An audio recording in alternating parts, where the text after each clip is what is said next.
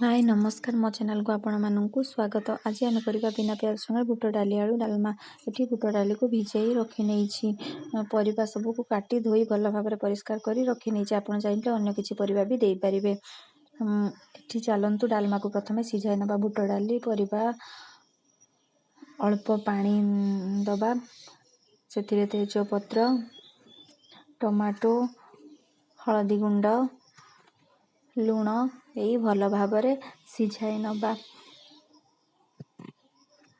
परे gas on करी कढ़ाई बसाई घीओ किंबा तेल देई पंचफुटण सुखिला लंका अदा छेचा को पकाई भल भाव भाजी नबा। अदा हल्का भाजी आसला परे लंका गुंड जीरा गुंड धनिया गुंड हलदी गुंड को पकाई नबा। मसला सब मिसी गला परे सेथिरे टमाटो को पकाई भल भाव कषि नबा। टमाटो कषि हो गला परे सेथिरे सिझा हो रही डालमा को पकाई नबा। डालमा को किस समय फुटवा पाई छाड़ीदबा। डालमा फुटी आसिले कस्तूरी मेथी को अल्प टिके ता ऊपर पकाई नबा।